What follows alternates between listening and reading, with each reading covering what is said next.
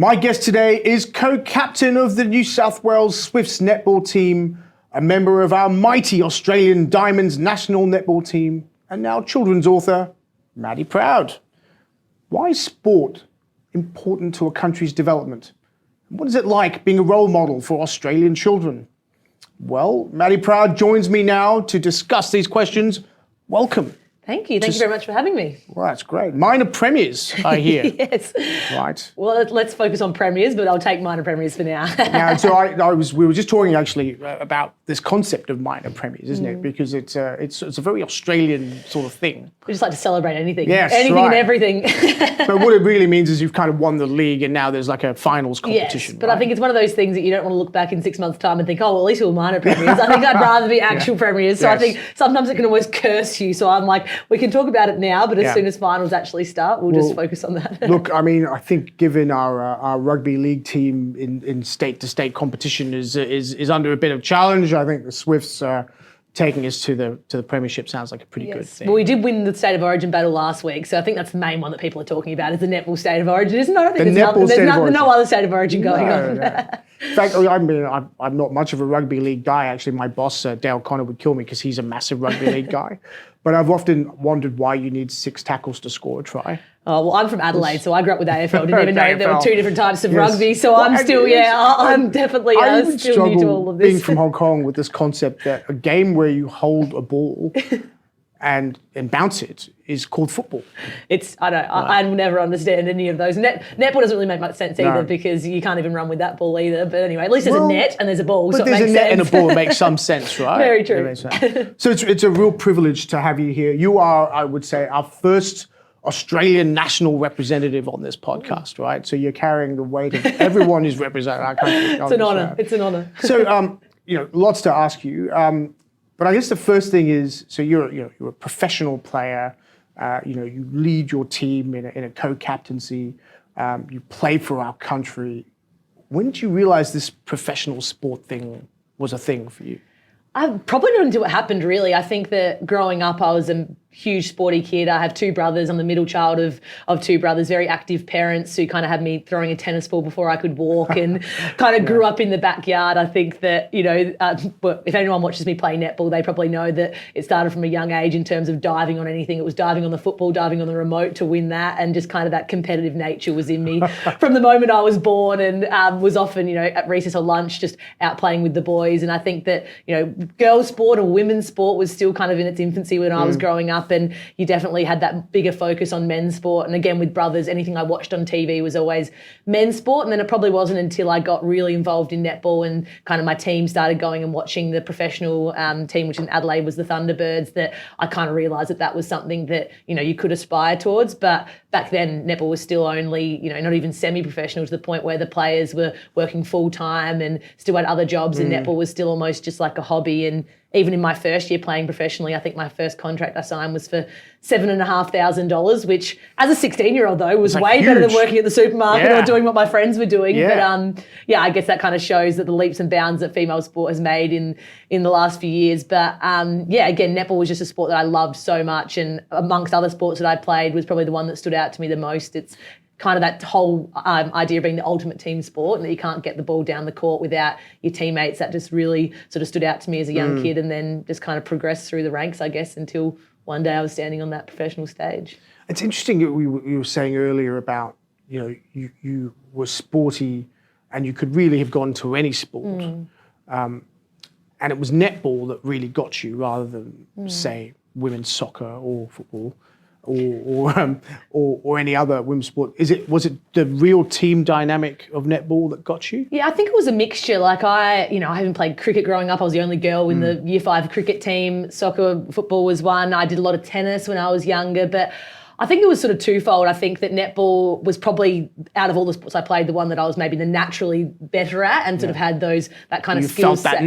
Felt kind of that connection there. But I guess growing up as well, netball, and this is probably where, as female sport has evolved, netball has always kind of been that female-dominated sport, and it's probably unique in that sense that it's the only sport really in the world that is dominated by women. And I guess, when you were growing up, it was, my brothers played football and so the girls would play netball. And it's kind of something that we've always been really proud of as a sport as well, though, is that we haven't kind of ridden on the coattails of men to become a professional sport. And as much as I love the fact that, you see AFLW coming out and cricket is becoming, so much better for women and they're now getting amazing pay deals and, getting all this exposure, I think that netball is so great in the fact that, it's built by women for women and it's something that we've really been, I guess, trailblazers in the female sports space. And so I don't know if subconsciously as a 5-year-old that was something that stood out to me. It's probably only with hindsight that I've thought of that. But I guess a lot of your friends are playing it. You're a pretty sophisticated 5-year-old. Oh, wow.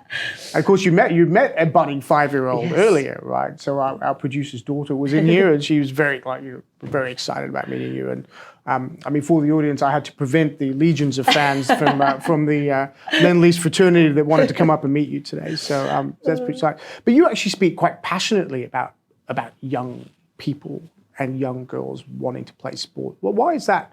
Why is that important to you?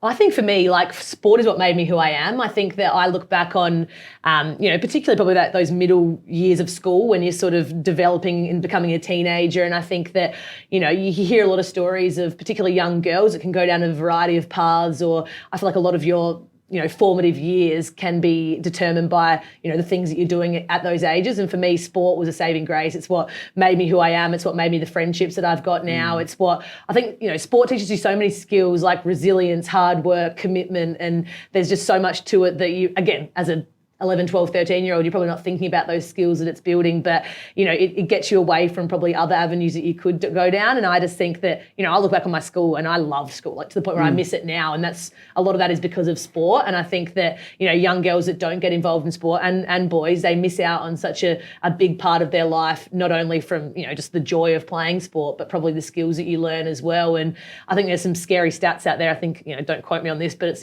once girls reach the age of 15, 50% stop playing sport, and that's really, just, especially in Australia. And I think that was a lot of that was off the back of COVID for starters. I think that a lot of girls said that they weren't going to go back to sport after not having it, and I just think that that's a really scary future that you're looking towards if a lot of young girls aren't playing sport. It's not what you'd normally associate with our country, right? No. When people think of Australia, we think of ourselves as young and free, and what was in our national anthem, we're outdoorsy, we love sport, like we're sport obsessed, right?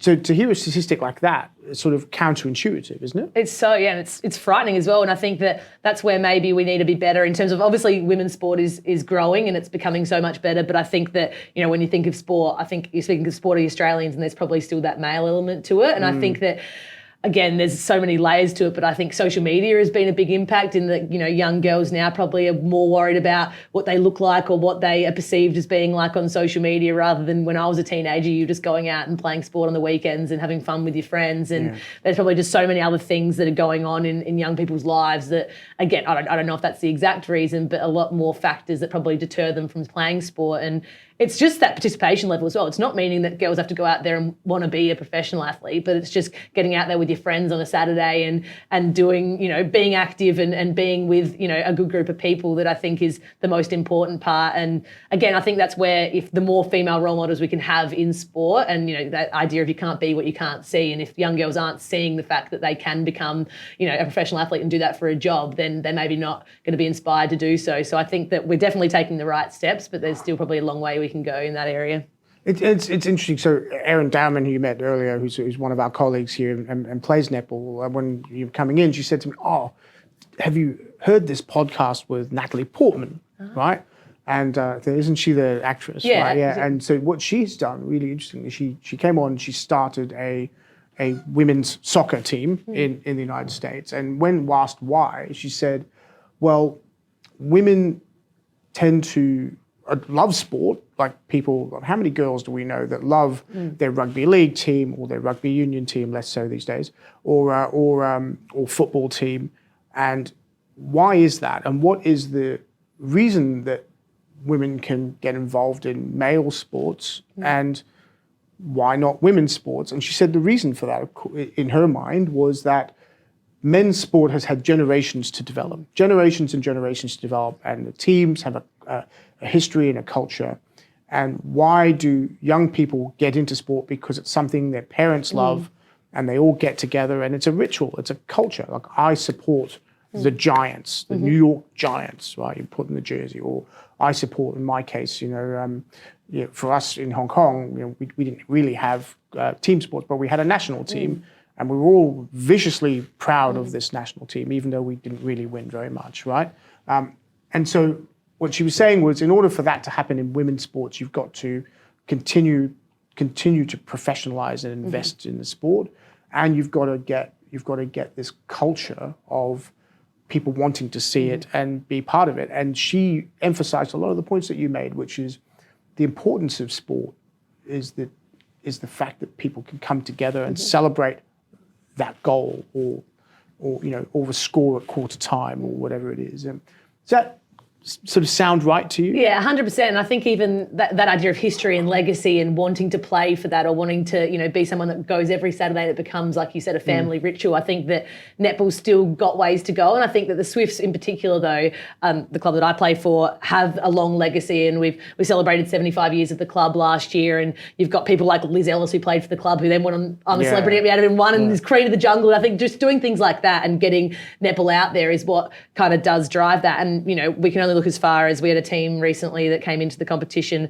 at the inception of Super Netball. So it's been Collingwood Football Club brought in a netball team, and they were around for the 7 years. And then we just found out a few weeks ago actually, that they're no longer going to be a team. And I've read a lot of things about players that have played for them. And a teammate that I actually played for when I was at the Thunderbirds, she said that exactly what you've said about this history, and that she said people weren't coming to the games because they had no emotional connection to the team. And while I think they originally thought when they brought in Collingwood Magpies, you'd get the AFL supporters. But if a team isn't successful straight away, you're not getting those diehard fans that are coming week in, week out. And she'd played for the Thunderbirds with me, and Thunderbirds had gone through a couple of years of having some, real bad seasons where not making finals, but you still had those diehard fans that came for the Thunderbirds of 2010 that won, and they just want to kind of push you through. But Collingwood didn't have that. And I think it's a really good point that you make, that teams need to be able to create that culture. And it's a fine line, because you can't create it if it doesn't exist, if that makes sense. If you don't have a legacy to stand on, then you can't kind of just create that out of thin air. So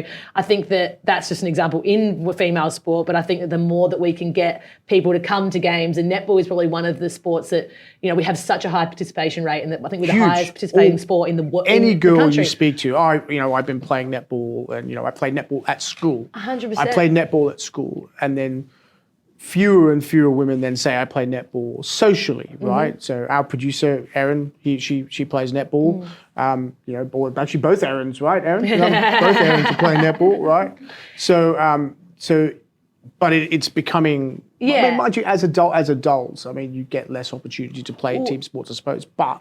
And I think as well, it's that transfer of like getting people that play the sport to then come to games. Like we have was it 1 million people or something in the country play netball. Yet we're, Swifts are getting the highest sellout crowds, which is 10,000. But in the scheme of things, you get a game of AFL that gets nearly 100,000. And it's like, why aren't we seeing that transfer? And I think it's exactly what you said. It's making professional athletes that are netballers be household names, and be, something that people want to go and see because they've created this, dynasty or legacy. And I think, again, progress is being made, but I think that's the real kind of gap that we need to sort of close. I think commercially what has been interesting to watch is, if you look at the AFL as Sydney-siders, AFL, we had one team, right? We had the Swans. When I first moved here, it was it. And of course, they were an import from Melbourne. One of my great friends, Glenn Campbell, supports the Swans. He's a Melburnian through and through. But he supported them when they were a Melbourne team. And there's still a bar in Melbourne that he goes to watch us. And they've got, Swans, and he sent me photographs of it. So that team had a history, and now has a history in Sydney. And I think what has been very interesting is that, you saw Arabella earlier with the QBE Swans netball shirt, and the import of the creation of Greater Western Sydney or Western Sydney Giants and its netball team. One of the things I've noticed is that the way to create this legacy in history is to get them while they're young, right? So some great friends of mine, members out at Western Sydney Giants, the dads, and what he was saying to me, Chris Hall, what he was saying to me was, they take their children, one goes to AFL, the other goes to netball. Maybe they both go to AFL, but the dads are all wearing Giants gear when they go, right? So they've got the Giants hat on, and it's the same Giants logo for the netball team. as it is for the AFL team, and that means you support the Giants.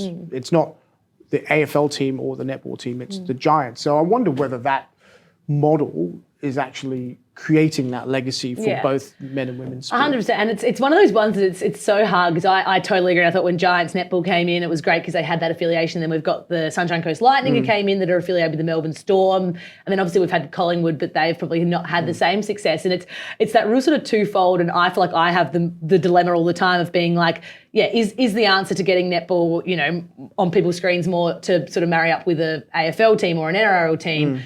But then you're also like, as I said earlier, the best thing about netball is that we've been able to stand on our own 2 feet and not have to kind of come off the back of men's sport. And, again, you see the success of the AFLW and essentially that's coming off the back of the AFL. And my partner plays cricket, and he often talks about the fact that the female cricket has been able to do so well, but they have a revenue share model where they essentially share the money that is made from the men's sport as well. And so it's great, and it's so exciting to see the progress that those sports are being made. But it would just be amazing in my eyes to be able to see netball take that step without having to rely on anything else. But I don't know if that's possible, which is the bad thing. But I think that, it would be awesome to kind of be able to tell that story. And, there's obviously the story now of should men's netball become a bigger thing, because we're essentially missing out on 50% of the population by, not celebrating men's netball as much, and it is getting bigger.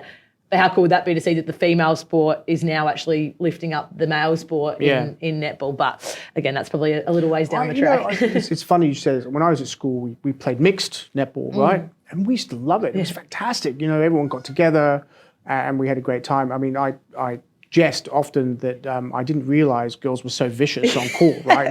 There's a couple of elbows put out there, Honestly, and what Aaron was saying, there's just quite a lot of verbal abuse on court, right? And I might have got a caution on the weekend. But I think, is there a place for that kind of thing? Do you think there's a mixed netball league? Well, there's already there are mixed competitions, and there's male competition. Like even on the weekend we had, like I said, we played with the Queensland team, so it's sort of the state of origin, and they had the men's team play before us, and then they have like uni games and they have mixed netball, and I think it's definitely growing, and netball has this real aspiration of being part of the 2032 Olympics. Oh wow, that's kind of this big sort of Brisbane. project. Yeah, Brisbane. So yeah.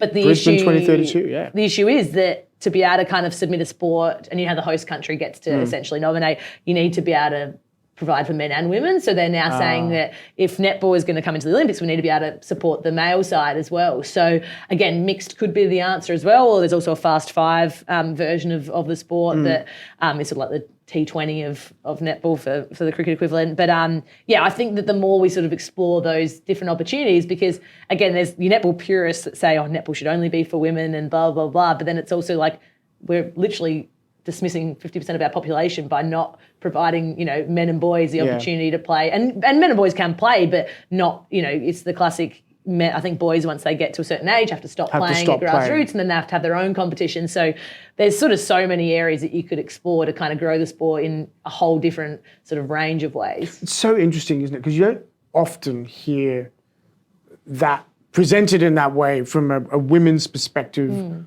leaving out half of the population. It's normally the other way around, right? It's normally it's so true. We've got to bring women into it, because men have, it's fascinating. That's where I think netball is so unique in that sense, which is quite fun. I mean, look, one of the things I will say is that the growth of women's sport.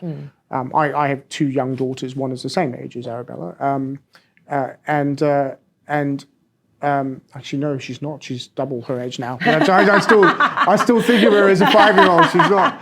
So, but the interesting, the older one is playing netball and football, soccer, and has on her wall, she's got you guys. She's got the Australian Diamonds. She's got the Australian football team, and it made me reflect on when I was growing up. The girls I hung around with would support teams that had men in them, and those were the players. They would have a Roger Federer or somebody like that, right? And then they would have female tennis players, because female tennis has been so strong, and Serena Williams and before her Martina Hingis or anyone like that, but it didn't until I heard until I heard it described, it sort of struck me that now, where would you have gone to for women's team sport?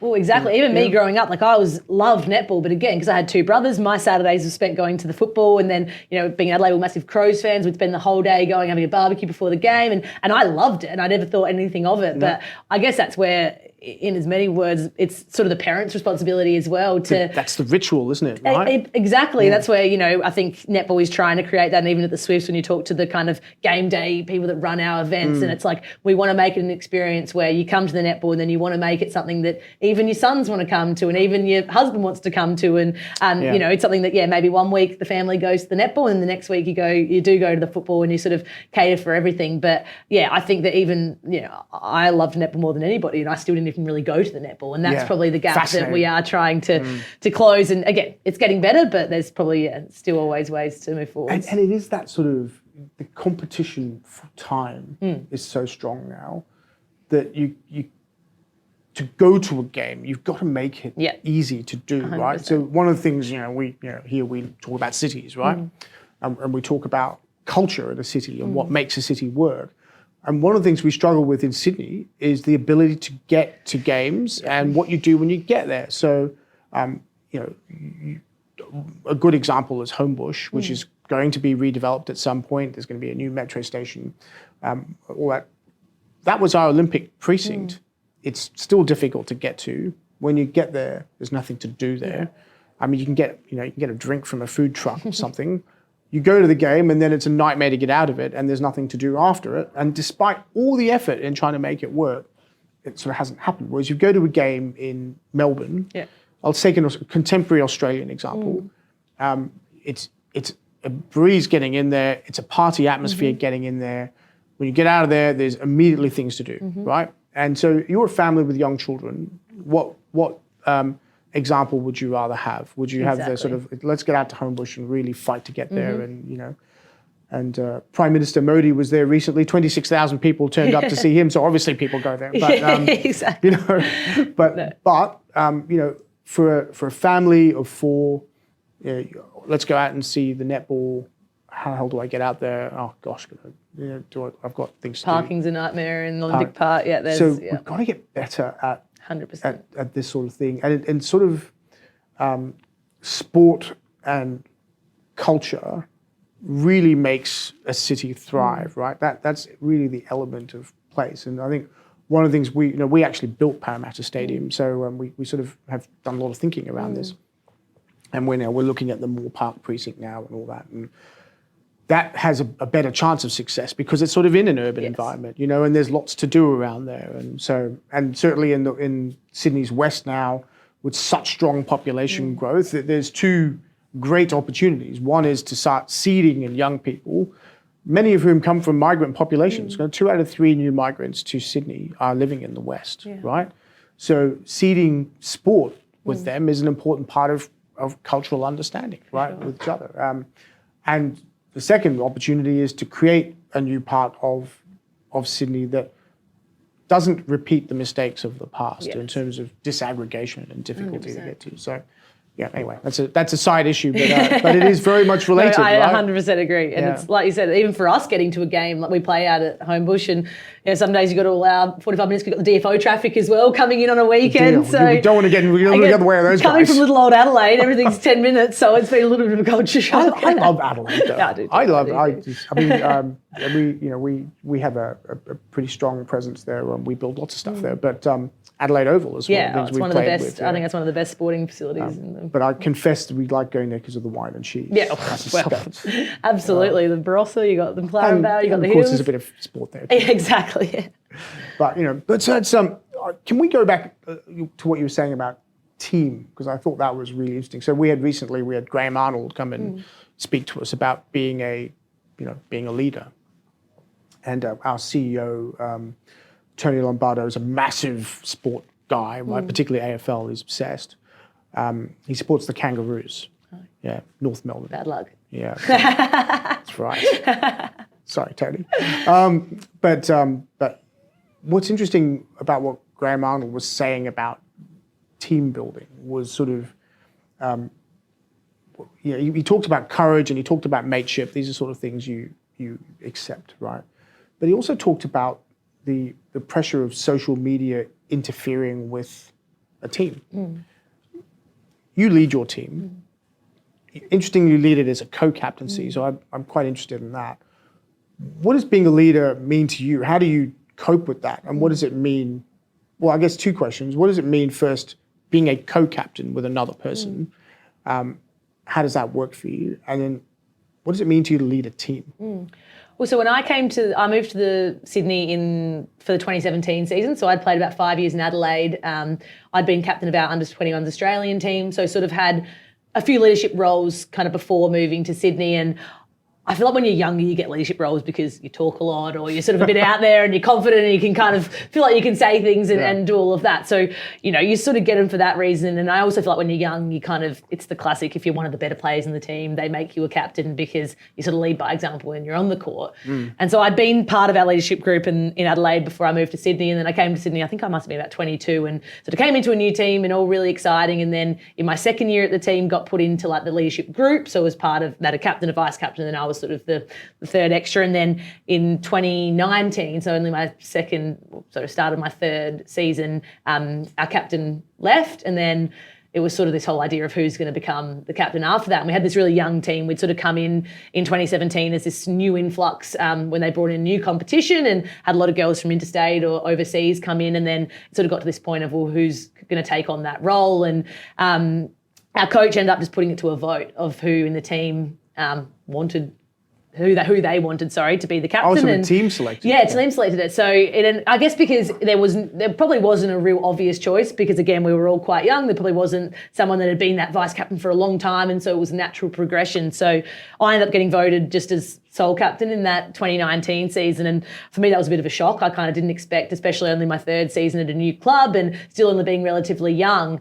And I remember sort of having this moment of being like, God, what am I going to do? Like, what sort of captain am I going to be? All these sort of questions. And then... But just let's look at that for a moment, because your colleagues, your teammates said, we want you to lead us. I mean, that must have felt like, I mean, I can imagine it was daunting, but you must have felt, wow, that's a sense of recognition that 100%. I'm privileged to have. I think that's what gave me that confidence early on, was that, if the coach had chosen you, you'd sort of have that doubt of like, did the team actually want this? And so for me, it was sort of that ideal situation, and I loved the fact that it was voted by my peers. And then I think early on, I can't even remember who the person was, but they gave me the advice of when I was questioning what sort of leader I was going to be. They said, well, your teammates voted for you for the way you are now, not because of, who they thought you were going to be, or this, alter ego that they thought you were going to take on.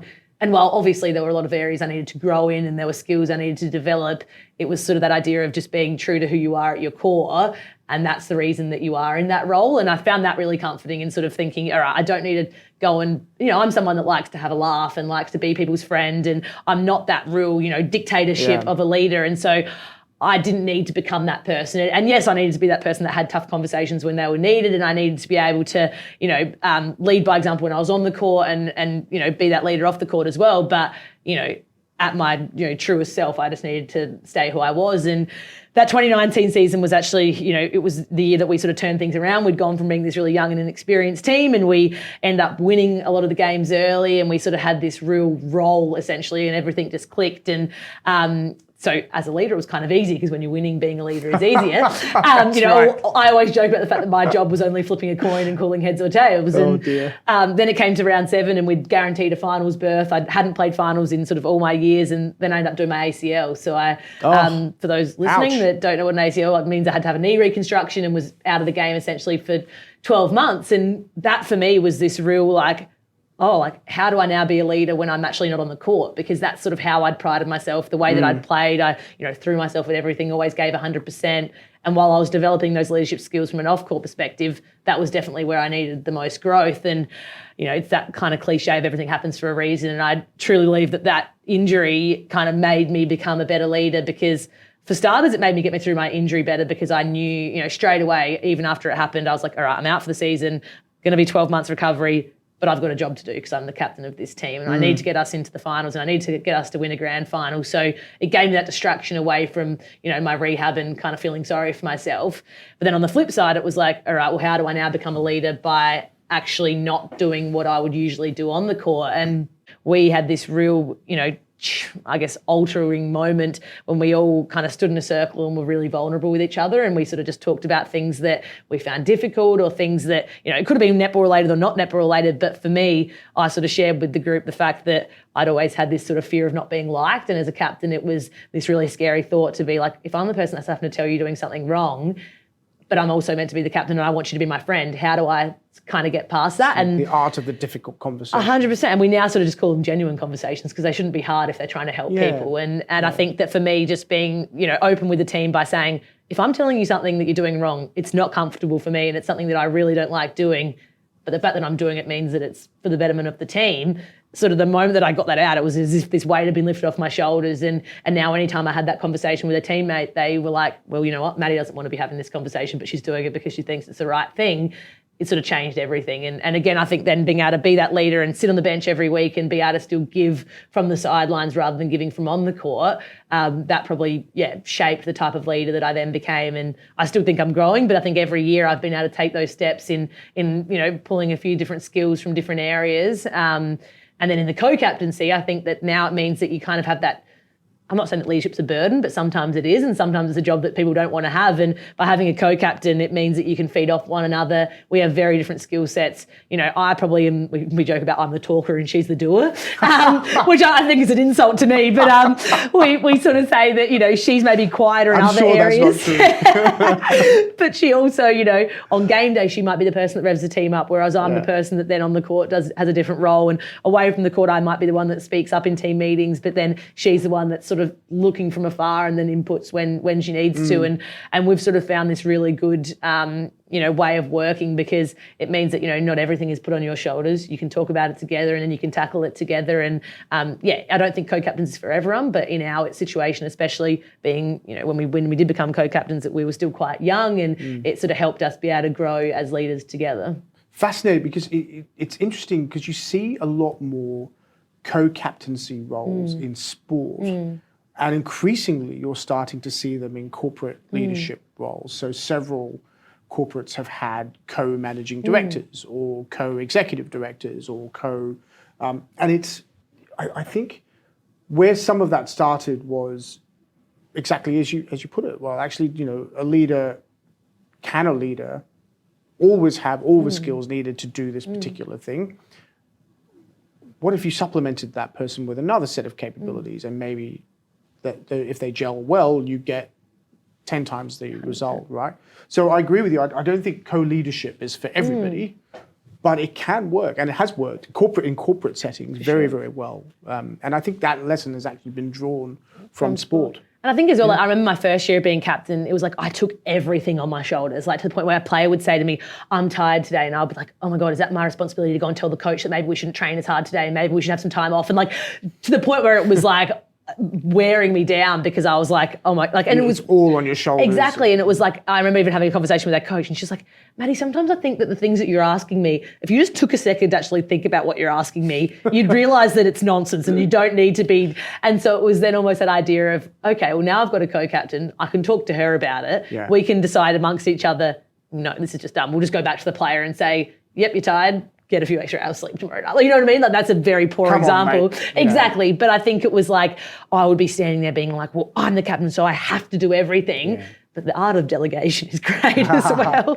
And getting other people to sort of share responsibilities and empowering others. I think that's a huge part of leadership is giving other people the power to, it's the smallest job in the world. I have a girl that she's a younger player and she now is responsible for telling us what colour singlet we've got to wear every week. But it might sound like the smallest thing, but it means that on a Sunday night, I don't have to worry about what colour singlet we're wearing. Right? And she's great at it. It means that she's now grown as a leader in other areas as well. And it's, the tiniest things can make a real big impact. But again, going back to that conversation about young people in sport, those lessons, those experiences are where you learn them 100%. As a young person. Like I hazard a guess that you were probably captain of your school team at some point, right? There you go. Right? So I think going back to your earlier point about involvement in team sports early on, I think is so important. And interesting, I was talking to my daughter about this actually because she, one of the challenges we have as two working parents is getting kids to the right things on time. Yeah. Right. It is a growing challenge. And one of the things she does is she plays the trumpet. She's in a band. And I think that's great. Music's wonderful. And they had their first sort of big performance together. And I went to see it. And it was a band camp. It was out in the middle of nowhere in Galston. Anyway, there we were. And I saw her with her team, her band, right? And they were, they played, and I saw her talking to her trumpet colleagues and then talking to her broader colleagues and looking after each other and saying, come on, guys, we can do this. And I'm like, I never imagined that was the case in a band. Exactly. I never thought a trumpet player would have a sort of leadership role in a trumpet setting, right? It sounds ridiculous even saying And she might not even but realise it. And that's the thing, I think that's the best thing about sport or bands or being part of a team is that it's something that comes naturally because you love what you're doing and you want to get the best out of everyone. And that's why I think that, exactly what you said, those skills that you learn through that are often subconscious. They're not even a conscious thing you're doing. And it can, So that totally the importance of that involvement in team activities early on is critical. I mean, I want to go back a little bit to, before I go to that actually, just on the coach. So you described being a leader, I guess a first amongst equals really is a sort of team arrangement. What's coach do? That's a good question. No, I think that we actually, I find that I've obviously experienced a lot of different coaches throughout my career, and I think that our coach at the moment, Bryony Ahu, is the ultimate. It's hard to explain in terms of so we, like I said earlier, we have a lot of players that have come from a lot of different places, and so we've often been referred to as a family. And I think sport is a family, but we to the point where I spent the last 7 years up until this year living with teammates. So I live with 3 other teammates. Oh, really? We then had a house of international players with 3 of them down the road. So 7 out of our 10 players in the team lived together in 2 separate houses. And so it was this idea of we didn't have family in this state, so we became each other's family. And Bryony, our coach, has 4 sons, and so she's got a big family, and so she really just instilled that idea of being each other's family. And I think that's where I talk about probably that. What drew her to netball when you have 4 sons. Exactly. I was going to say she needed to get away. She needed to get some female energy. But that idea of being vulnerable came from her, and she was the one that got us to sit in this room and really be open with each other and develop these true, genuine relationships. And it's funny. We had a player come in this year from another team, and she played in this other team her whole career. And when you're from another team and you're looking at the other team, I think they always thought, the Swifts are fake. The Swifts just act like that is family, and everyone was like, there's no way they can possibly be that close. It must just be a facade that they try and create to, intimidate other teams by being with this close. And then she said after her first few weeks there, she's like, wow, you guys truly are that close. And I think that, that can have inverse effect as well when you're too comfortable and too close. But I think that that's where Bryony, I think that the sign of a good coach is when they can have that real transition between being your friend but then being your coach. And I think that Bryony balances that perfectly, and not many coaches can do that. I think some coaches worry too much about not getting close to you and being your friend because they need to be your coach, and then others, want to be your best friend. And so then you kind of can't find that line between, well, when do you then step into that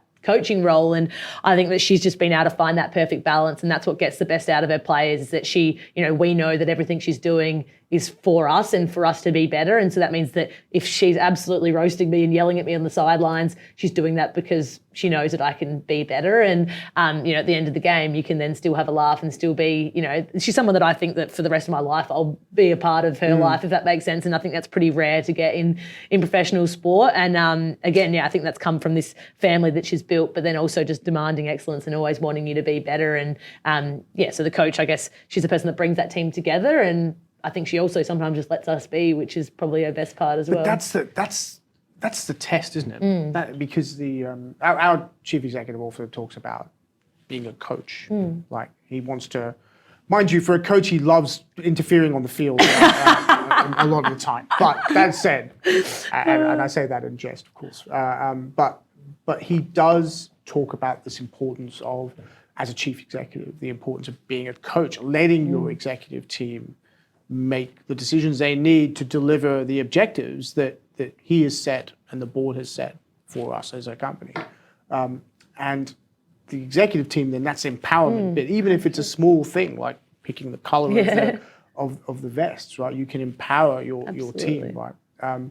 Even our little podcast is a good example, right? It started as just, me with a tape recorder, and we have a production team now. They all have responsibilities. It all comes together, right? And that empowerment factor is critical, I think, in sport and in business. Absolutely. But there is that test.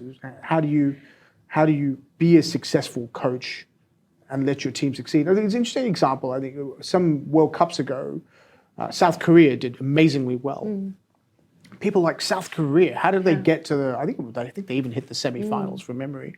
And one of the reasons why they did is they played as a playing group together all the time. They didn't have international megastars fly in to play. Yeah. And the coach basically made them live like a family. And that's why they played so well together, because they knew each other so well.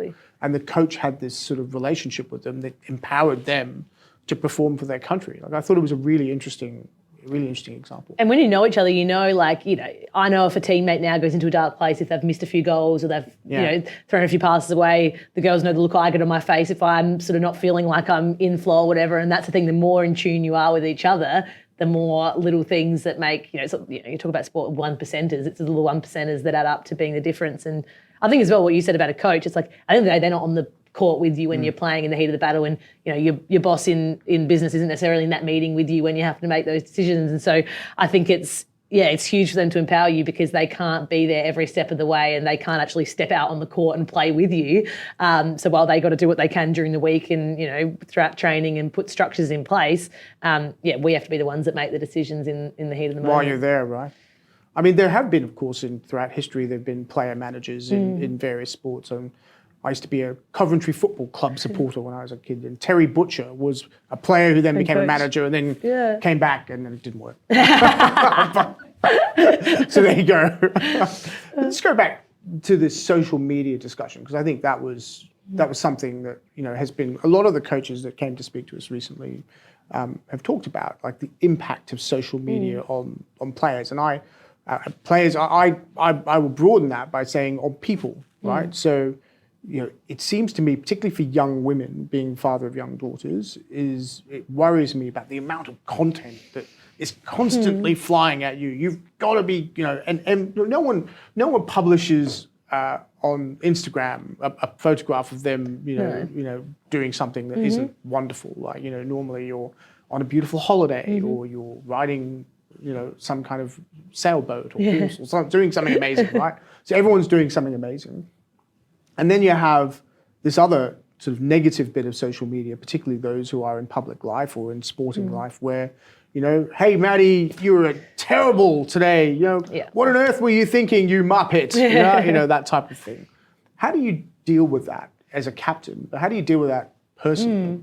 Well, I think like the first part of your question, I think, it's such a hard world to live in terms of like that art of comparison now as well. It's always, well, so-and-so's, living this life and she's living this life. And like, I could have gone to Europe last year, but then my friend's in Europe now. So now I'm jealous, but she was jealous of me last year. And it's like, exactly there was what no you said. Facebook when I was growing up. No one's posting what they aren't having fun doing. No. So it's not an accurate representation of life. But I think I'm at work at the moment. Exactly. I know. And so I think it's just once you step back and realise that, people are only posting things because they're either enjoying it or doing something glamorous, then you can get past that. But I had a conversation with someone once who was talking about, female athletes being role models on social media. And it's the fact that, young girls, often the photos they're seeing are of models or of people like that. And I think athletes, well, you try and pick the better photos of yourself. When you're playing sport, you're not, making the nicest faces. You've got muscles that you're working in the gym for. And I think that's where athletes can be great role models in that space, because it is a bit, more real. But do girls like to see like athletes, muscular? I think there is being a gradual change, and I think this idea of being petite or is changing. And I think the more that people can appreciate that your body is there to be able to help you do a certain thing, and you see a lot of netballers, and even the body type from netballers from when I started to now is changing so much. We're spending a lot more time in the gym. We're spending a lot more time on speed and explosiveness, and that's what makes an athlete great is that side of it. And I think that there is becoming a shift in that, but you've also got to choose to accept that shift if that makes sense. But there's a societal, I guess, recognition of body and shape. 100%, and I think that's been a lifelong thing for a lot of people. But I think the more that it's in your face in social media is harder, and I think that's where this kind of ties into your next question, is that you've got to choose what you're exposed to. And we talk about that in terms of like, if I've had a bad game, I'm not getting on Twitter. I'm not going on Twitter straight after, because I just know what's going to be on there. And, sometimes you can't, escape what's being said. It's like the TV shows where you try not to see the score of a sports show, but you put your blinkers on, you do. But anyway, I think it's like, I'm smart with if I want to torture myself, I'll go on Twitter and, do that. And, our coach often again is like, I don't want you grabbing, we have to put our phones away during the game and then you get them afterwards. And she's like, we don't need to be looking at them straight away. You guys need to do your recovery. We'll sing our team song. We'll do this. And then you can get on your phones. It's like the first thing we don't need to be doing is checking our stats or checking social media or checking what people have said about us. So I do think it's like you can protect yourself if you try to do it. And, again, you'll be exposed to certain things whether you like it or not. But it is often a choice who you follow, who you're going to, engage with on social media. And, the idea of trolls and things like that, I'm like, no one happy is ever writing a bad comment. I'm like, this Joe Blow that's telling me that I had a shit game, bad game, is okay. It's not PG. It's a family show, Maddy. Come on.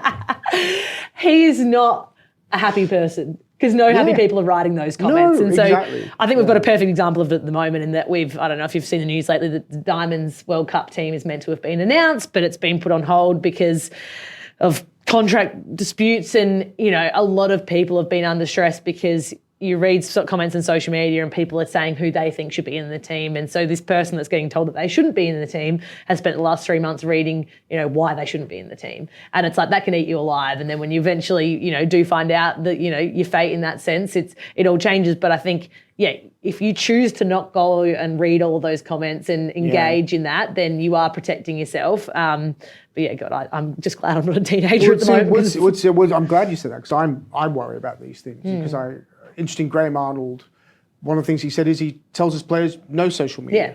Just no. Right? Forget about it. Because what's the point, right? Are you really missing out on anything if you're not on social media? And I think a lot of people are saying that. And in fact, I've been sort of, as my daughters grow up, wondering when they're going to start asking for their own phones. Yeah. And I mean, they have access to iPads and things like that where they watch TV, but they're not asking for social media. They're not asking for Facebook or Instagram or any of this sort of stuff. And one of the increasing bodies of evidence is that the longer you delay that process, the better it is for them because, children's brains are developing and what you expose to them will influence the way that they're developing. And I think being a child is complicated enough, Absolutely.